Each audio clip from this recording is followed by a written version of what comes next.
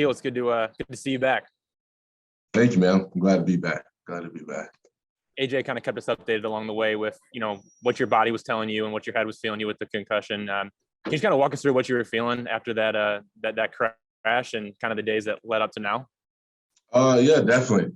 I feel like probably after the collision, it was kind of tough. I just had like a little minor headache, and then for the most part, that was really it. And then went home, kind of relaxed, and just rested.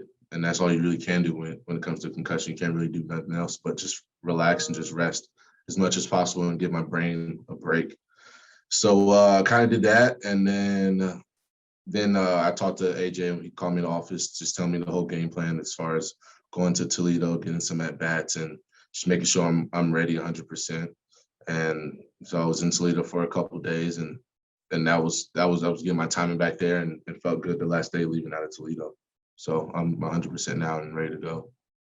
For sure. And two, just how disappointing was all this for you, considering how well you're playing and what you're doing kind of for the first time in your life? I mean, it's baseball, that stuff like that happens. So it's not really kind of like it's unfortunate that I wasn't playing, just leaving the team and everything. I want to be back up here and do as much as I can. So just as far as that, but for the most part, I mean, I was glad I'm back now. It could have been a lot worse. So I'm just glad I'm able to be back up here and ready to do some damage. For sure. And last thing for me, just, you've been challenged with so much this year and so many new things. Do you kind of look at this as another challenge in a way, coming back from a period of time off where you're not around the game, now trying to jump right back into things? Is that a challenge that you kind of approach it as? Yeah, I guess you can say it's kind of like a challenge. I feel like just making sure I stay mentally strong throughout everything, like I always say, so I feel like just having that strong mindset and having fun and now that I'm back here, I'm just going to continue that same process and that same thought process and do what I can. All right, thank you. Thanks, Miggy York. Akil, I'm sure you've seen the replays of the collision by now. What was your recollection of the events as they unfolded? I was like, oh wow, that was dangerous. That was tough to see. But like I said, I was glad that we were both okay.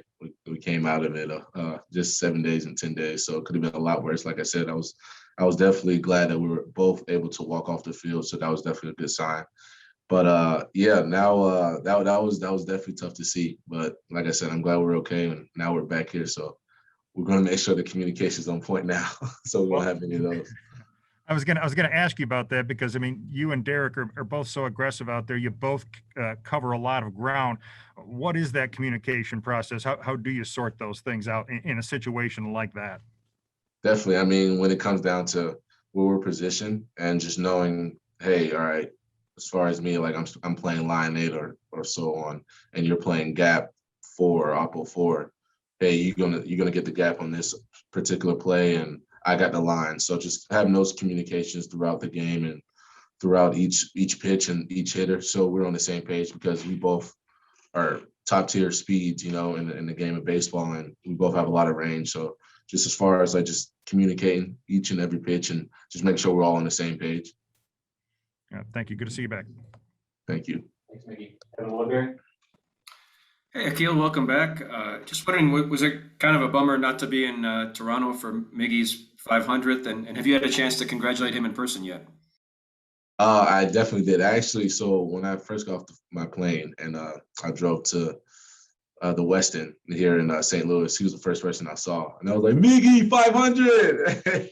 And I was screaming. I was so happy for him. But yeah, it was unfortunate that I wasn't able to be in Toronto and actually see it. But I was so happy for him. And it couldn't have been any sweeter. I'm glad they were able to get the W on top of that. So it was definitely a beautiful thing to see. I'm glad he reached that wonderful accomplishment.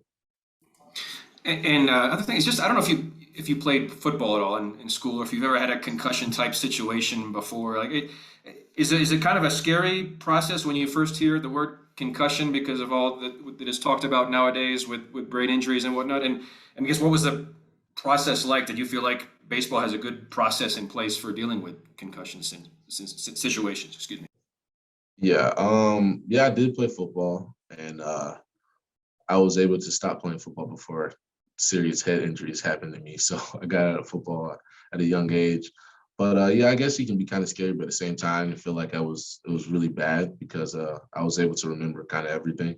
And the next day I was surprisingly pretty good, like for the most part, like no headaches, no severe headaches or like migraines or anything like that. So I felt pretty good after the next day. So I wasn't really too worried about concussion and this and that. I was just making sure I just gave my brain a rest and my body a rest as well, and be ready to go when it's time.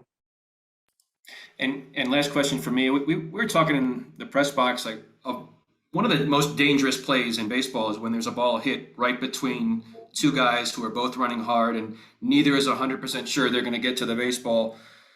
And you answered in your previous answer, you were talking about how pre-play communication is kind of the key to that. Is that ever going to be in the back of your mind, or is that just kind of one of the things in baseball that when there's a play like that and you've got two guys coming at it fast, there's some risk involved?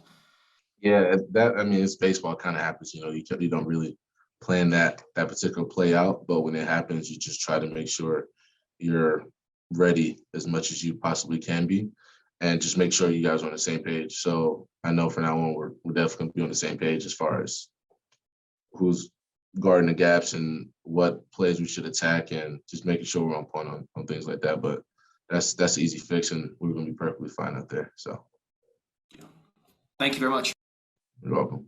Thank you. Anybody else have a question for Akil? All right. So we got Akil. Thanks for the time. All right. Thank you, guys.